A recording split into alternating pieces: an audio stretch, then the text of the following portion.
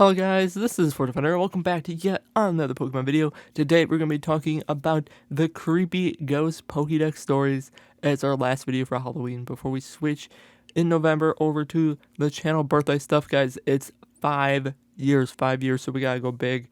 But let's dive right into the ghost stuff. First off, we got Gigantamax Gengar, and that one says, rumor has it that its gigantic mouth leads not into its body, filled with cursed energy, but instead directly to the afterlife. So, guys, definitely do not go inside of a Gengar. Next, we have Duskull, and it says, if it finds bad children who won't listen to the parents, it spirits them away, or so it's said. Okay, it just takes children. That's not good. Like, literally all of this is on the actual Pokemon website, by the way.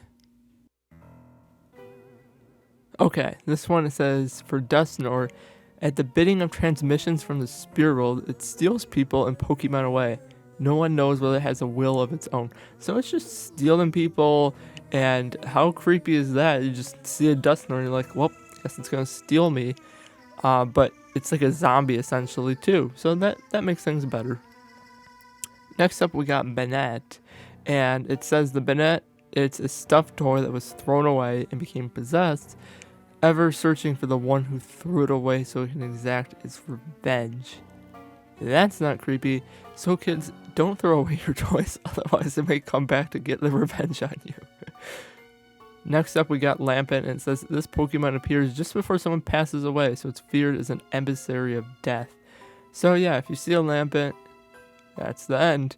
But also I believe seeing a Pokedex also somewhere else that said it hangs out around hospitals. So very good, Lampent. Very good.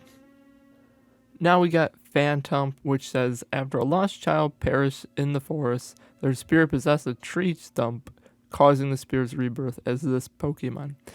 So Phantom is essentially a dead child trapped inside of a tree. That does not make me like this Pokemon anymore. Okay, next up we got Sandygast, and it says, grudges of the dead have possessed a mound of sand and have become Pokemon. Sandygast is fond of the shovel inside. That part doesn't matter, but the first one, it's sand with a grudge. I already don't like sand. That's not cool. No more fun days at the beach. But I will say, all of the last ones you've seen have been on the official Pokemon website.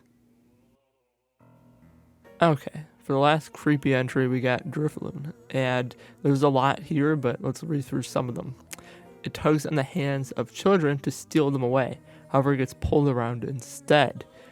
But then it says, it is whispered that any child who mistakes Drifloon for a balloon and holds onto it could wind up missing, so it's just taking children. These Pokemon are called the signposts for wandering spirits. Children holding them sometimes vanish. That's not good. Stories go that it grabs the hands of small children and drags them away to the afterlife. It dislikes heavy children. That's wow. If for some reason its body bursts, its soul spills out with a screaming sound. Who writes this? This is a game for children. Its round body is stuffed with souls and expands each time it leads someone away. What? Wandering souls gather together to form this Pokemon. When trying to make friends with children, Drifloon grabs them by the hand, and we all know how that ends. Yeah. The gathering of many souls gave rise to this Pokemon. During humid seasons, they seem to appear in abundance, which is said they like damn humid seasons. How messed up is this for a children's game?